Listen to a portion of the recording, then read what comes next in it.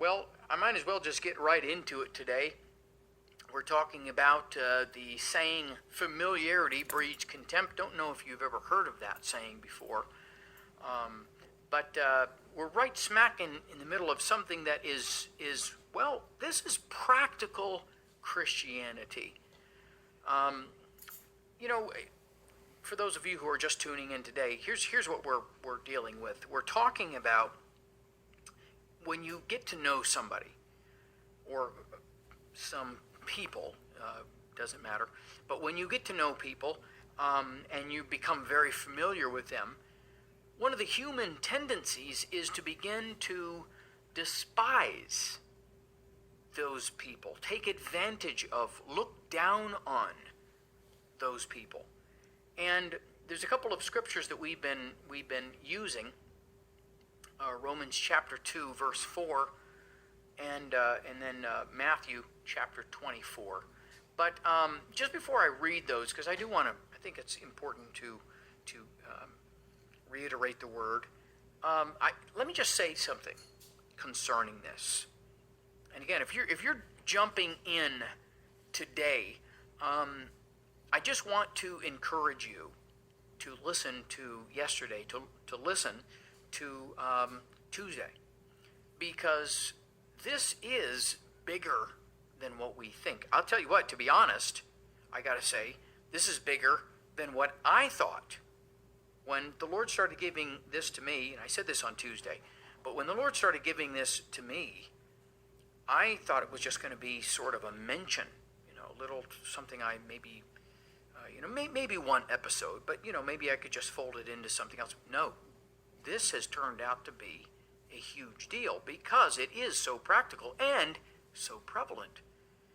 And so much so that I think we're all guilty of doing this, and we all have to watch all the time that we don't let our familiarity with people breed contempt for them. But let me just say this again before we read the scriptures. I'm just going to say it the way that I'm thinking, okay? You can forget, those of you who are Christians, you can forget about all of the grandiose words, all of the, high-tech type of worship and everything else. Forget about everything and anything. None of it makes any sense and doesn't mean a thing if you are not loving other people. Isn't that what it says in 1 John? That if we don't love others, we don't really love God? Yes, of course it does. But this is how serious this and similar teachings on treating other people, this is how serious it is. Loving other people is not a sideline issue. It's not something that we can afford to put in the attic of our lives and say, well, I'll get to it someday. Someday this is a good project. I'll get to it, and we close the door and lock it. No. Now. This is front and center. This is right here. This ought to be right next to, on your priority list, this not down below, next to, equal to, you and I going to church, standing for the faith, raising up our hands, giving our all in praise and worship service, testifying, the whole 9 yards, right here.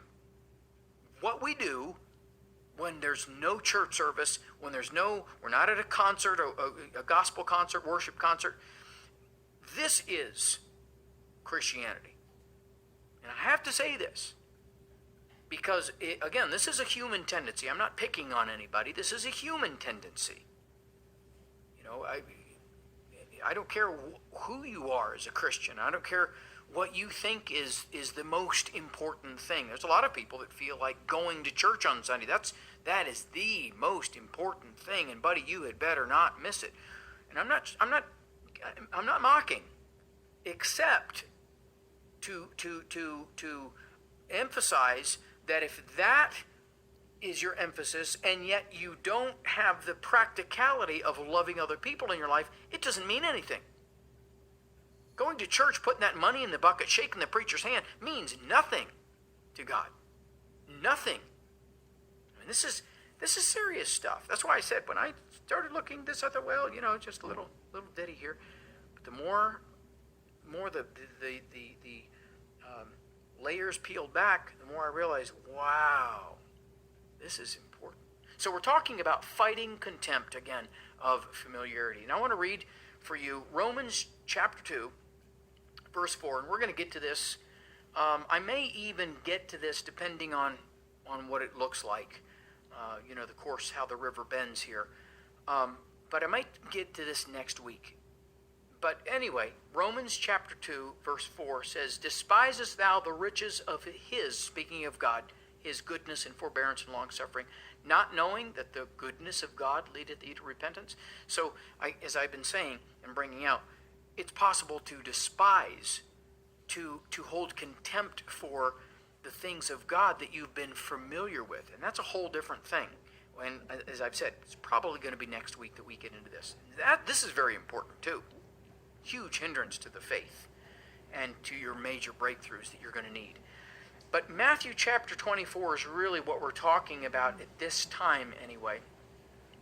And I'm going to read, as I did yesterday, verses 48 and 49, and then I'm going to ask you to look up the consequences of that are found in the following two verses 50 and 51. So here's Matthew 24, verses 48 through 49. Jesus is speaking about what he calls an evil servant. And he says about this evil servant, and again, this is categorizing what he means by the evil servant. He says, quote, this evil servant, quote, shall say in his heart, my Lord delayeth his coming, and shall begin to smite his fellow servants, and to eat and drink with the drunken. And as I brought out yesterday, that one of the signs of being an evil servant is that you start taking advantage of other people. And specifically, I brought out yesterday, I'll bring out again today, this is talking about what we would consider church people. But be that as it may, we want to paint this with a bigger brush. The point of it is that the Bible does talk about this in an indirect way, but it does talk about this. And how can we avoid having contempt for people? How can we avoid, as I've been saying, having contempt for our family members, our spouse, and our parents, and our kids? How can we avoid, not looking down on or disliking our boss and taking advantage of our fellow worker, and same thing in society and church? How can we avoid contempt?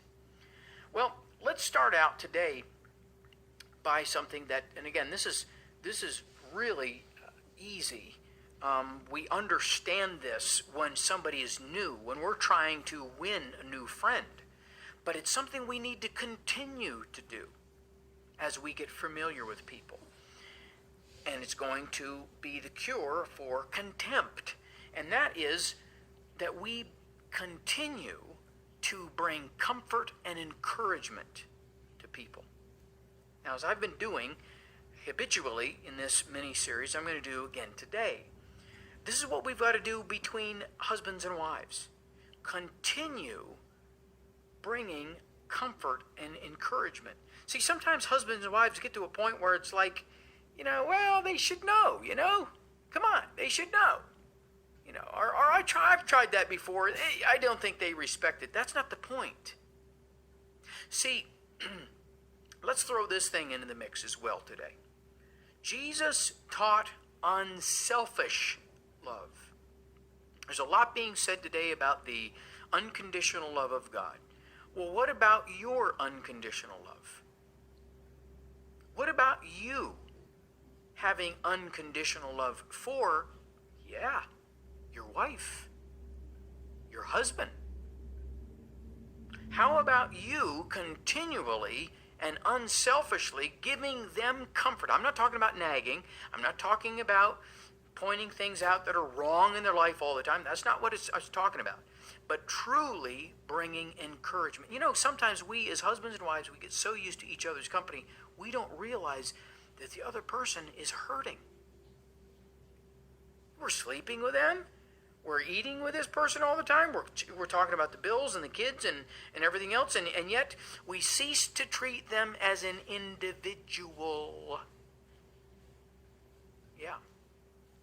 That's why. Now, it's not a good excuse. It's not a justifiable excuse. But it's true. This is why there are spouses that cheat and fall to adultery. Because the husband has not been talking to the wife. He doesn't even recognize. He doesn't try to encourage her. Doesn't try to comfort her. Doesn't even try to recognize if there's anything wrong with her. Doesn't ask her about her personal opinions anymore, personal thoughts. But the guy at the work does. The guy across the counter at the store does. You see what I'm saying? We can't let that happen.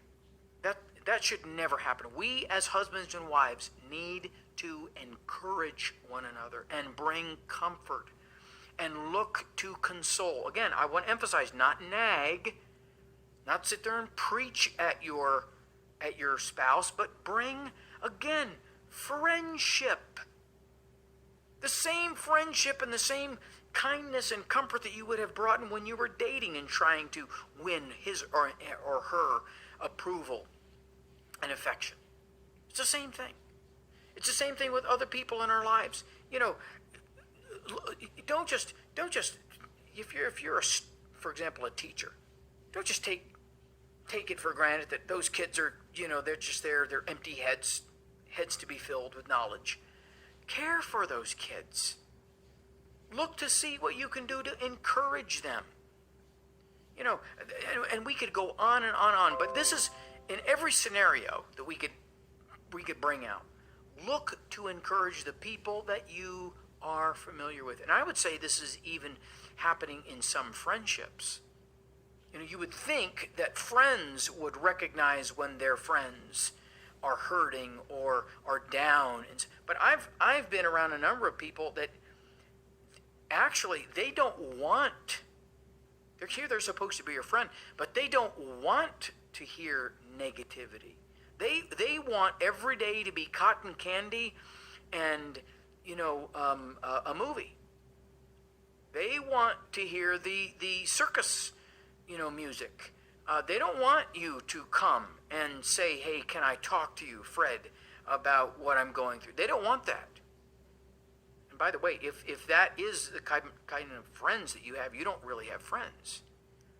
But we need to comfort and encourage one another. Watch this. Now, we kind of more or less touched on this in another way, but I'm just going to go ahead and bring this word out. Here's another way that we can avoid looking down and despising people that we get close to. Politeness. I know I did. I yesterday mentioned this, but I'm going to mention it again quickly. Politeness. Say the please. Say the thank yous. When your wife does something for you husbands, don't just say, well, she's supposed to cook. This is the traditional thing. Well, she's supposed to cook. Thank them.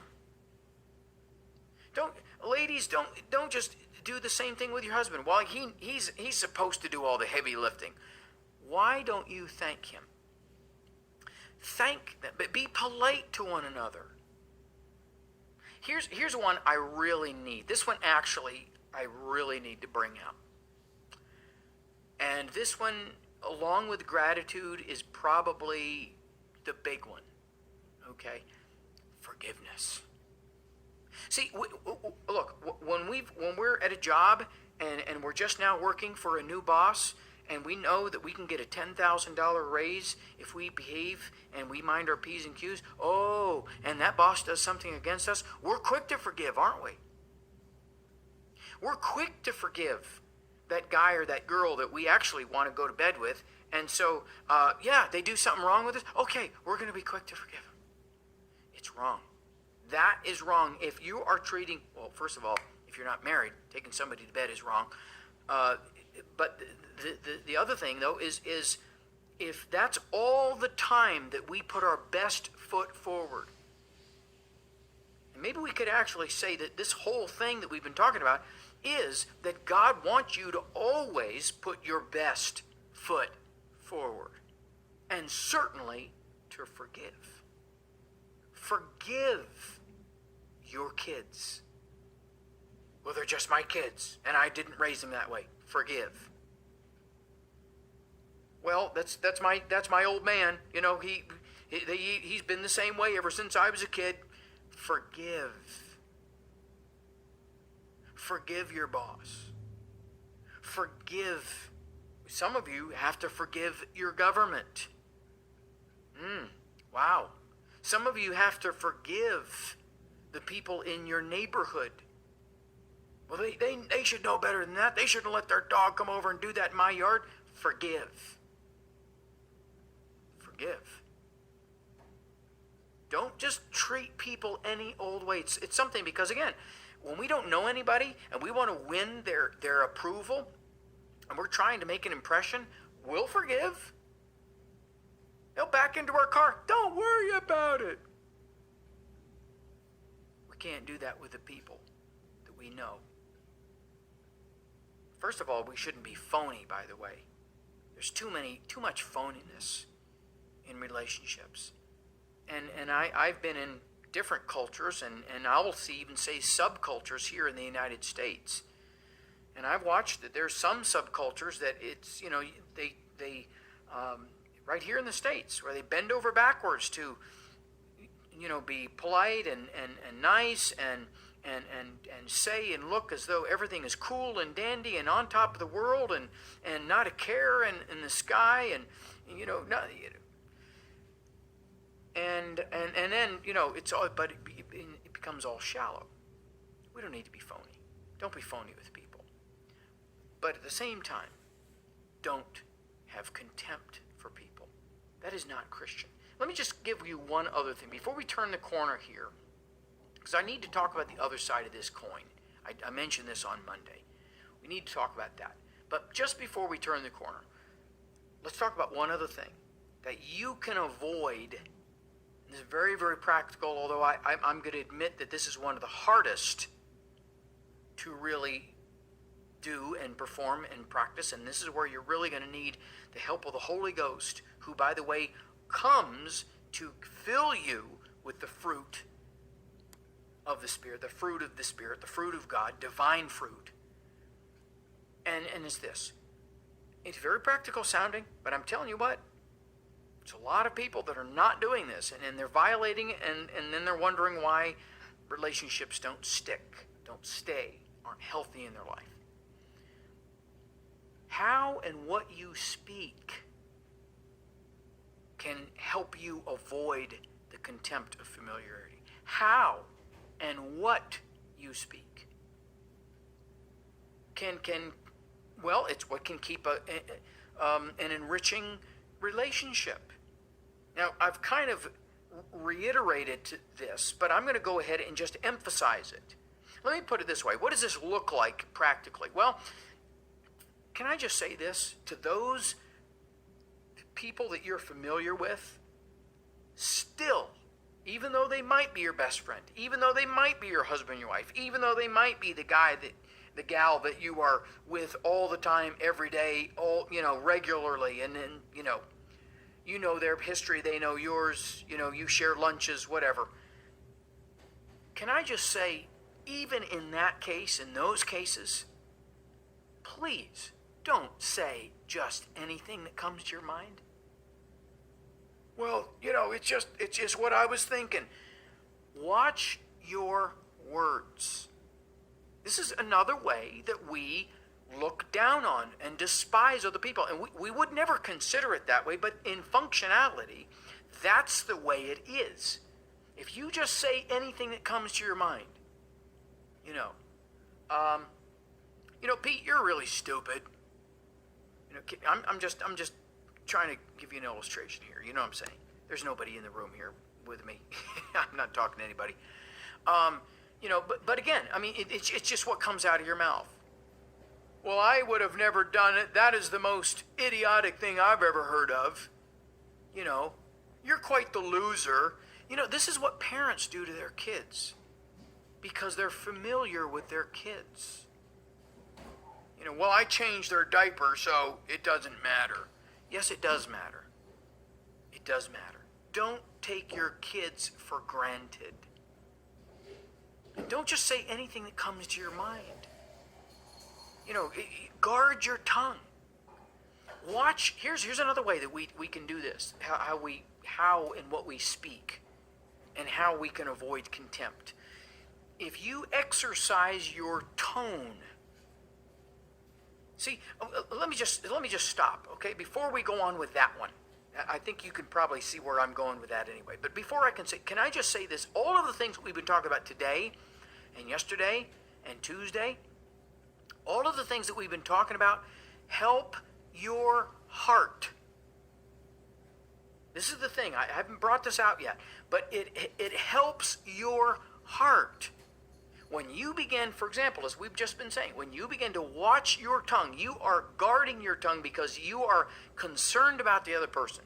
You don't want to show contempt for them. You don't want to take advantage of them, albeit that they're your BFF or your husband or your wife or your kids or whatever, or your mom and dad. If you do what I tell you to do, what is common sense, what is really good, you watch your politeness. You watch, when you train yourself for that, you will instead develop love. And that's actually the whole reason I'm bringing all of this out. Again, this is very practical stuff.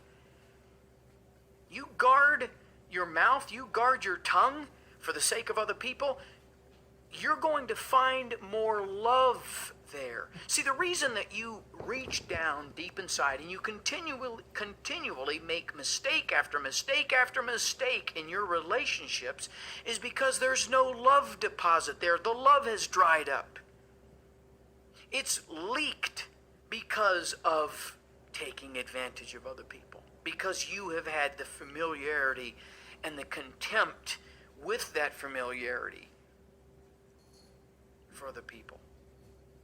When you have love for people and you do the things that I've told you to do, and you're doing it on purpose, the motive behind that is in fact love. In other words, love will grow in your heart. So this is why I feel it's very important that we tell, yes, this is the 21st century, but I believe that children need to respect their parents. Because when children don't respect their parents, they don't find love in their hearts for their parents. It is leaked out.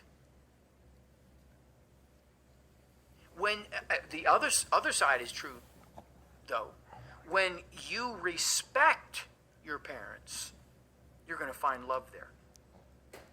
More often than not, you're going to find love. It's the same thing with husbands and wives. It's the same thing with your boss.